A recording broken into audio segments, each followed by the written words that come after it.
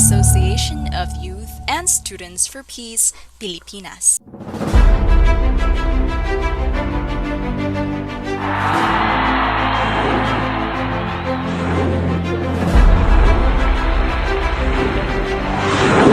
A global family of young people building a world of peace with true love.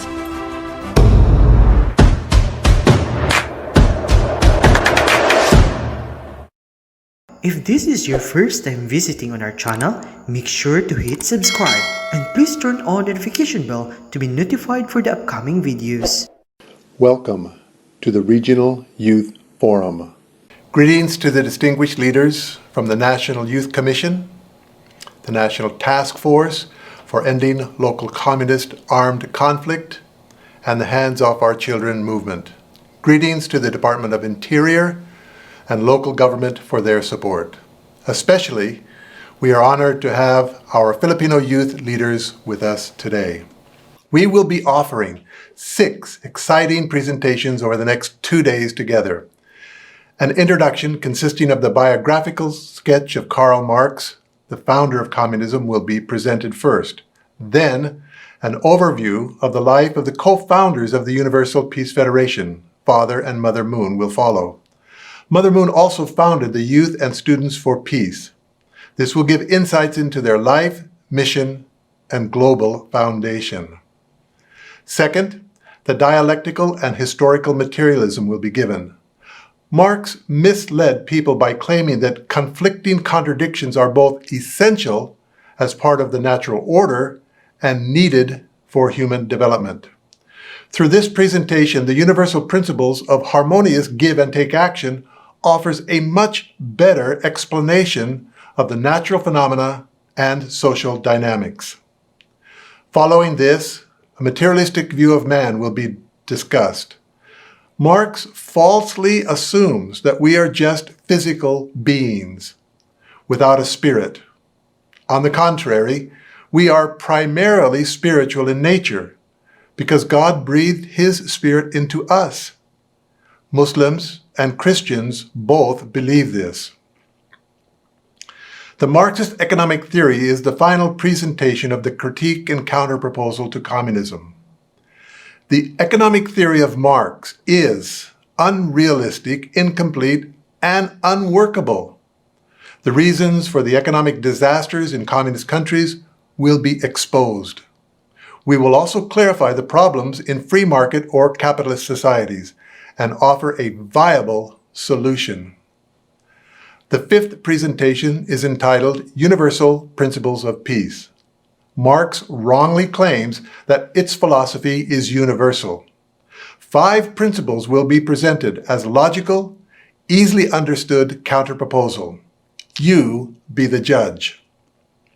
Finally, Youth and Students for Peace will introduce an exciting opportunity for you to design your own peace project. This will certainly be a highlight. Let's begin. There have been many communist leaders, but Karl Marx is the father of communism. So we will study in depth his philosophy, not only to highlight his errors, but more importantly to offer a constructive counterproposal based on universal values. There are 4 main influences on Karl Marx: his family background, education, social environment, and his break from God. First, his family background. His family comes from a Jewish rabbinical heritage. They converted to Christianity when Marx was very young, but not for religious reasons. They wanted to avoid persecution as being a Jew, to advance his father's legal career, and later his mother returned to Judaism after Karl Marx's father died. Marx grew up in a family where religion was not taken seriously. He did not even attend his own father's funeral. No wonder Karl Marx advocated the abolition of the family. Education. Marx's father chose to put him in a high school known for its liberal humanist education. As a youth, Marx joined radical young Hegelians. In college, he became an atheist, openly critical of religion and God. He had late-night partying, poor diet, drinking, and chain smoking. As a journalist and editor, he worked for left-wing newspapers. He was banned and arrested in several countries, ultimately lived and died in England. The social environment. This was the age of the Enlightenment. The emphasis was on reason and science. It focused on individual autonomy, and it was critical of government and religion. The social environment. This was also the age of the Industrial Revolution. In 1763, James Watt, a 28-year-old, commercialized the steam engine. It became the greatest single factor in revolutionizing our means of production and travel. As a result, most people lived better lives. But there was great suffering too. Families were uprooted, poor working conditions, low wages, inadequate health care, and child labor. But many of these miseries predated the Industrial Revolution. Karl Marx broke from God. This is reflected in the poems that he wrote. One poem, A Pale Maiden, he says, "My soul, faithful to God, was marked for hell." In another poem, "So God snatched me, my all. Nothing but revenge is left for me." Marx believed religion and God were useless. He did not understand the concept of forgiveness. The doctoral thesis of Marx honored Prometheus, a Greek mythological figure, as the most eminent saint and martyr, because he rebelled against the other gods. When asked to repent, Prometheus said, "I hate all the gods." Marx put this quote in his dissertation. No wonder Marx called religion an opium and sought its destruction. In summary, Marx's thought grew from secularism to criticism to atheism to violent revolution. He sought three things. 1, to abolish the family. 2, to destroy religion. And 3, violently overthrow the state. His intentions were noble: economic and social equality. But intentions do not matter. Actions matter. If I intend to rob a bank, but I do not, then I've done nothing wrong. On a small scale, here is an example of how communism works. Let's say I invite 10 friends over to my home. We sit down at a table and I say, "I have an idea. Let's create a society where everyone is equal." Well, they all agree. Then I tell them, "Take out your wallets and put it in the middle of the table." I take the money out of the wallet and divide it equally among my friends. It's so simple. Now we are economically equal. 3 things happened. The man who gave a little amount of money and gained a lot will be very happy. The man who gave a lot and received only a small amount back, he will be sad, well, maybe even resentful. More importantly, we've just created the environment for economic poverty. What do I mean? The first man who received a lot of money will want to do this again and again. It means he will become more selfish, greedy, uncaring, and lazy. The real reason for his poverty will not have been addressed. The second man, who gave a lot of money and only received a little, may start to complain, saying, "I think this is unfair." Then I will take out a gun and shoot him in front of the others. Then I will ask, does anyone else want to complain? Thirdly, and again most importantly, this creates the condition for economic poverty. Why? Because the next time I invite my friends over, they will leave their money at home. People will hide their money. No one will want to show that they have money for fear it will be stolen or they will be killed. This means the businessman will not invest. No new jobs will be created. There will be a very small tax base and no social economic development. Yes, we are economically equal in poverty and fear. Here is an idea that communists do not consider. Because a violent revolution is the only, I repeat, only way to equality in their system of thought. How about this? I help the poor man by giving him education and job training. I can also teach him how to manage his financial assets more productively. To the rich man, I would incentivize, encourage him to invest, and I will teach him that he should treat his employees like family members. I would encourage all people to be religious. Why? Because religious people are the most charitable givers. I would also advocate strong marriages and families, because more than a college education, your marital status, getting and staying married, determines your financial well-being.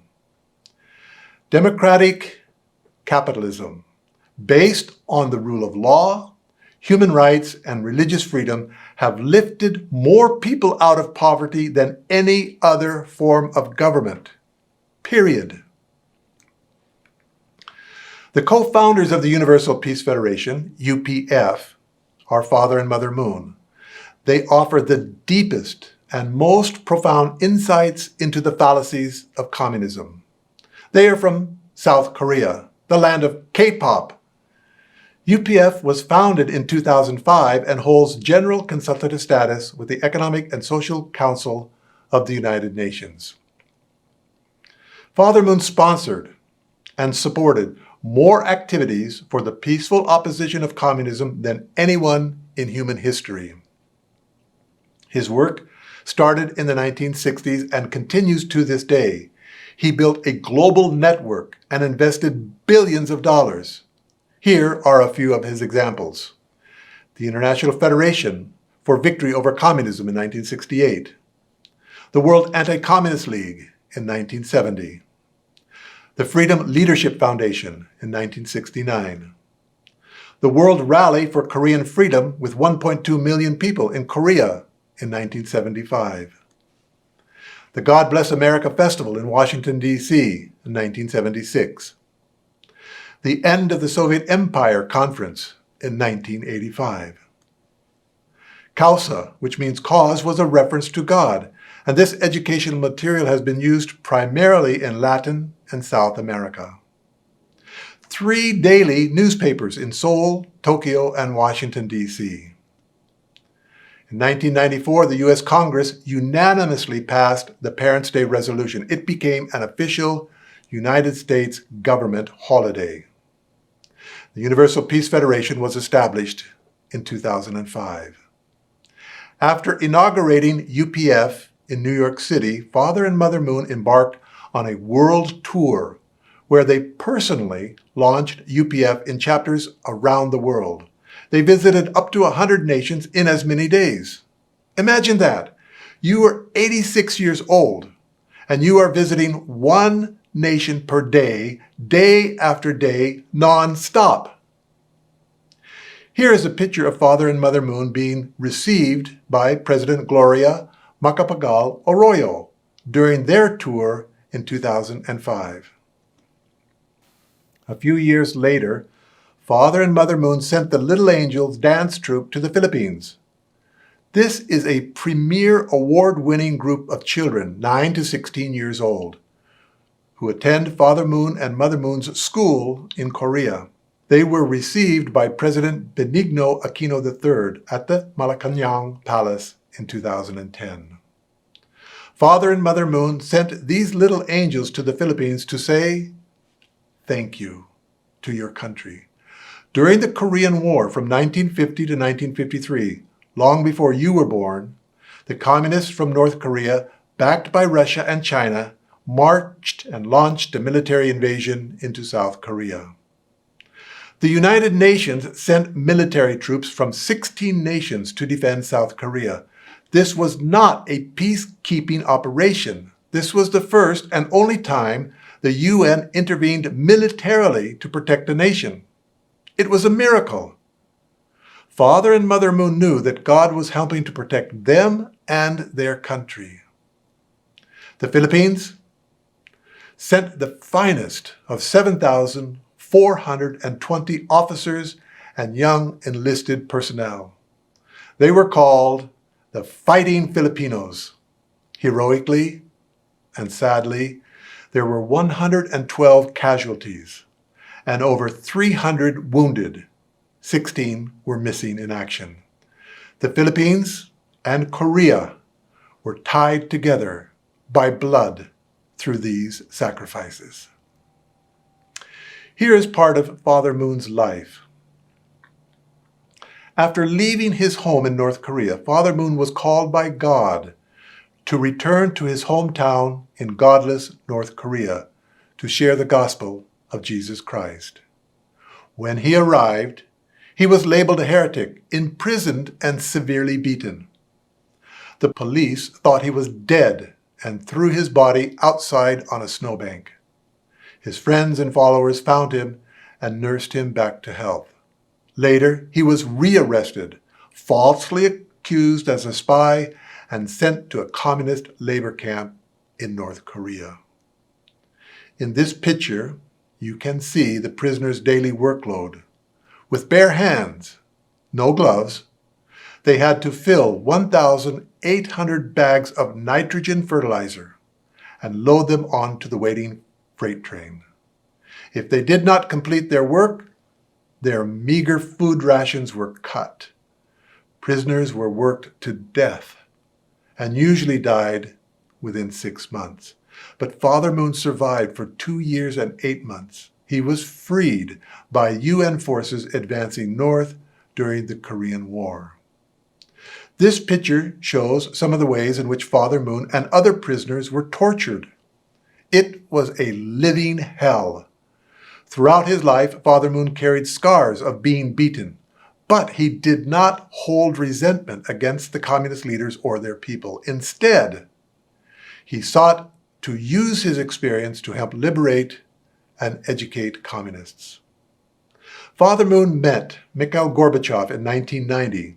The occasion was the 11th World Media Conference, which Father Moon sponsored in Moscow, USSR. President Gorbachev was the 8th and last leader of the Soviet Union and its president from 1990 to 1991. Despite Father Moon's bitter experience of the worst that communism had to offer, he did not harbor resentment. When Father Moon met the Soviet leader, he encouraged him in his policy of perestroika and glasnost, literally restructuring and openness. 6 months after the meeting, diplomatic relations between Russia and Korea were established. After meeting President Gorbachev on a world stage, Father Moon met President Kim Il-sung in 1991, the next year. President Kim was the founder of the Communist North Korea and ruled that country from 1948 until his death in 1994, more than 46 years. Father Moon suffered in a North Korean prison under Kim's leadership, but did not hold bitterness or hatred towards President Kim. Father Moon recalled the end of that meeting, quote, "As we departed down the long hallway, I held President Kim's hand. After I had gone, I was told that President Kim told his son, 'President Moon is a great man. I have met many people in my life, but none were like him. He has a broad scale of thinking, and he overflows with heart. I felt close to him. It made me feel good to be with him, and I wanted him to stay for a long time. I want to meet him again.' After I die, if there are things to discuss pertaining to North-South Korea relations, you must always seek the advice of President Father Moon. Without a doubt, Father Moon is the most qualified person to offer a critique and counter-proposal to communism. He has vast experience, a global outreach, the deepest insights into their philosophy. He has invested the most manpower and finances. He has the longest commitment, over half a century, and the most sincere heart. Father Moon passed away in 2012 at the age of 92 years old. In commemoration, the grandson of Kim Il-sung sent a commemorative wreath. You can see his name written on the bow, Kim Jong-un. This is unprecedented. Normally, North Korea would never give this level of recognition to someone from South Korea. Even more amazing, they gave Father Moon the National Reunification Award and citation. Mother Moon is still alive and now leads this worldwide movement. At 5 years old, she was a refugee fleeing to South Korea for safety. Here's a snapshot of her experience taken from her memoir, Mother of Peace. As soon as we had crossed the bridge over the Han River, my uncle shouted, "Get down in your seats!" As I squeezed down on the floor at my mother's feet, a huge explosion shook our truck. I turned my face to the bridge and witnessed the next explosion. I saw a light like a demon's burning eyes piercing the night. Countless civilians, as well as soldiers and policemen, were thrown about like plastic toys, flying everywhere, cast into the river below. A few meters had measured the distance between life and death. Our lives had been spared. Since Father Moon's passing, Mother Moon has led this movement to new heights. Last year, in 2020, she held a world-level peace-building initiative at the Kentek Center in Seoul, Korea. The three-day event, called the World Summit, had 10,000 participants, including 2,800 international guests from over 170 nations. There were 120 current and former heads of state and government gathered at this event. Many bridges between East and West were on display. First, when the heads of state and government entered the hall, leading the delegation were Prime Minister Hun Sen from Cambodia on Mother Moon's right and former UN Secretary General Ban Ki-moon on her left. Here's another East-West bridge. This was the 100th birth anniversary of Father Moon, and a special greeting card was sent from U.S. President Donald Trump and First Lady Melania Trump. And from the Democratic People's Republic of Korea, Honorable Kim Yong-chol, the second in command in North Korea, sent a big flower wreath with a bright red bow.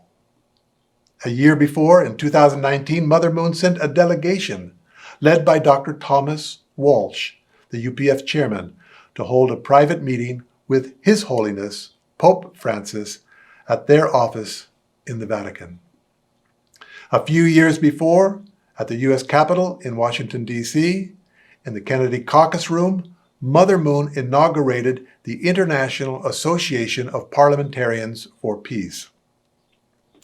The international co-chairs are Honorable Jose de Venecia Jr., 5-time Speaker of the House of Representatives of the Philippines, on Mother Moon's right, and Honorable Dan Burton, 30-year United States Congressman from Indiana, on her left.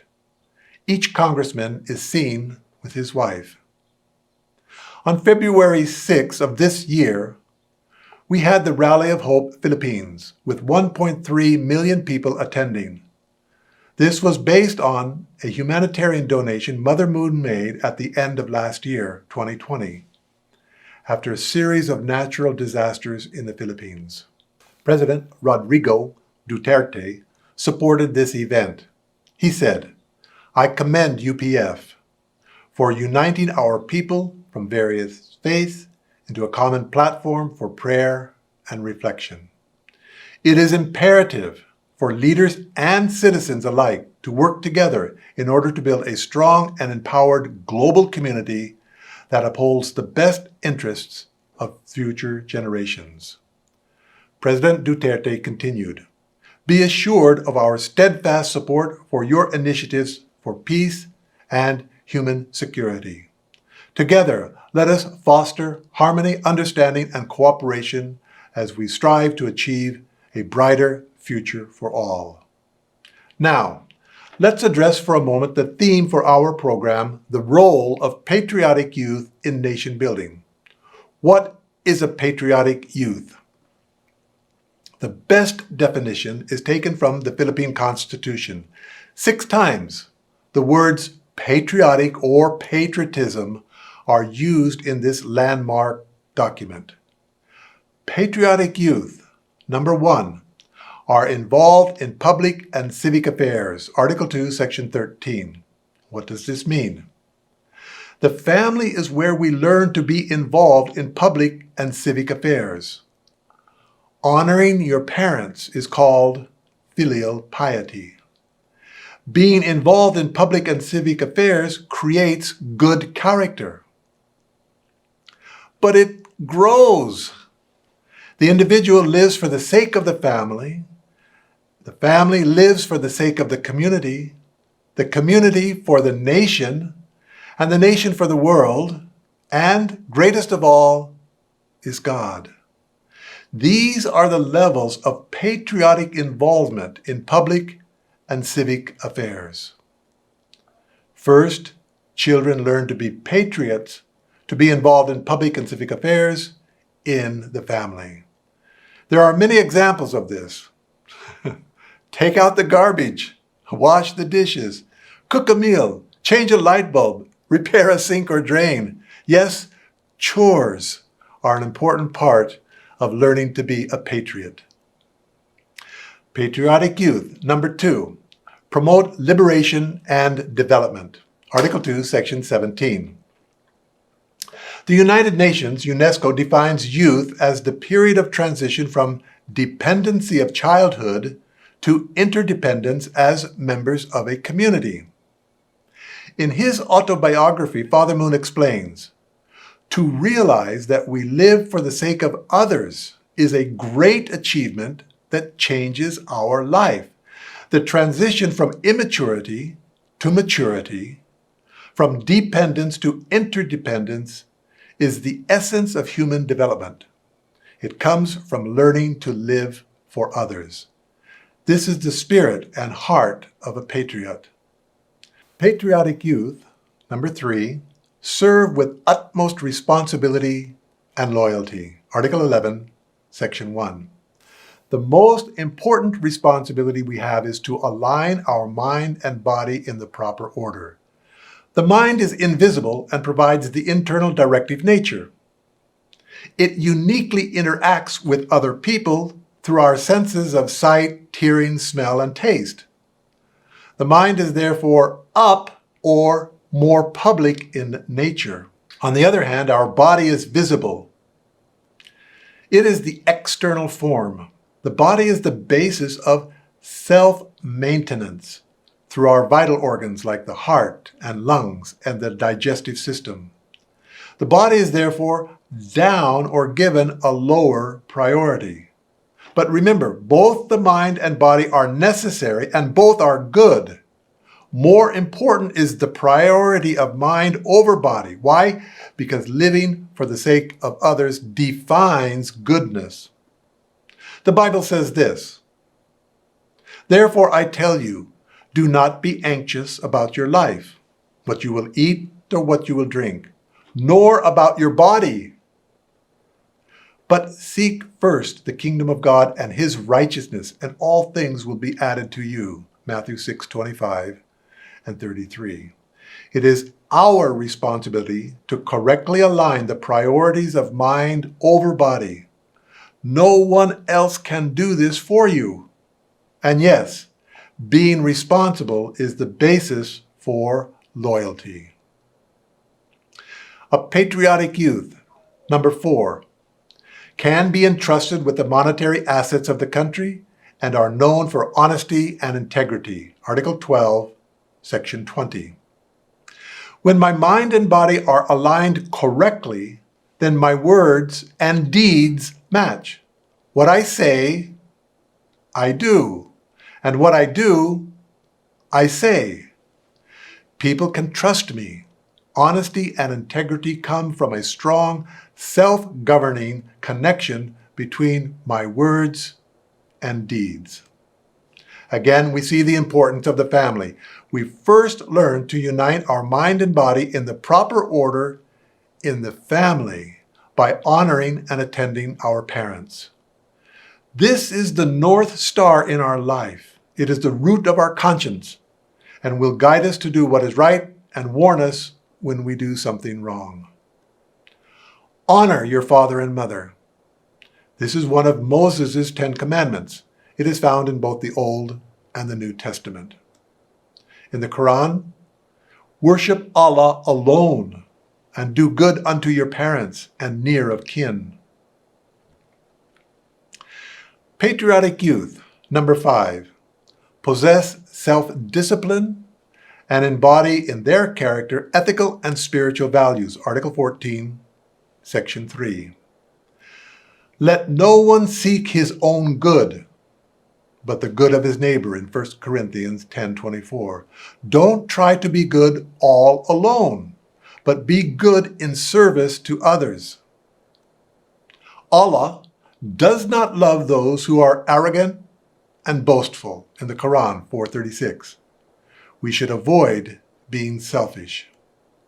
The common principle, the universal value behind these scriptures is this: live for the sake of others.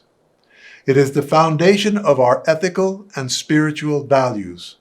This is Father Moon's motto for his life.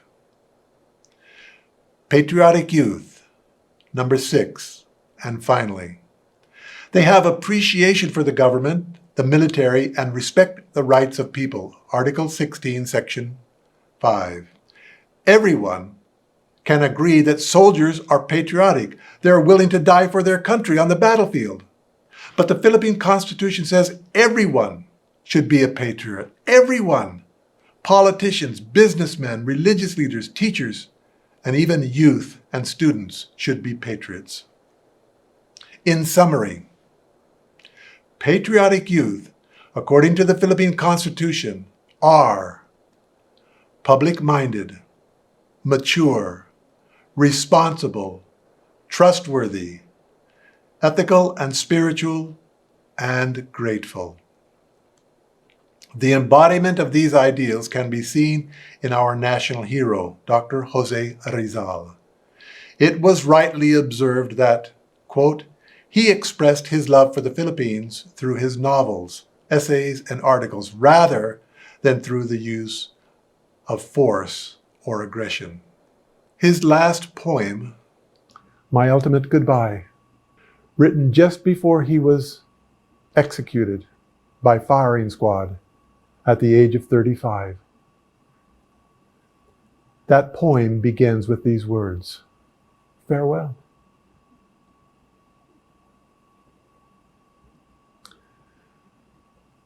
My adorned land, region of the sun caressed, pearl of the Orient Sea, our lost Eden. With gladness, I give you my life, sad and with repressed. And were it more brilliant, more fresh, and at its best, I would still give it to you for your welfare at most.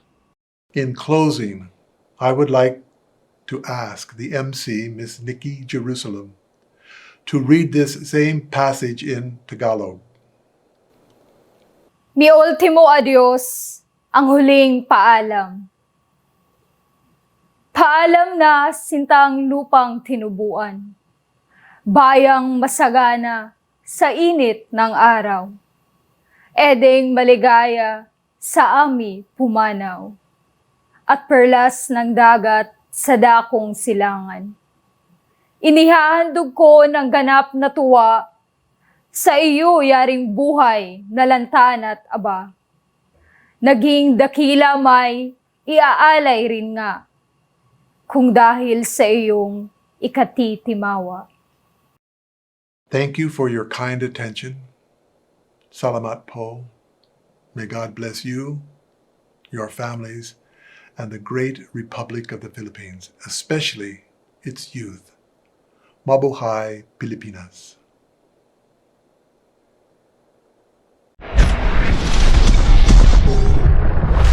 Thank you for watching. If you'd like to see more videos like this, please like and subscribe. You can also turn on the notification bell to be notified for the upcoming videos. Join us for more adventures.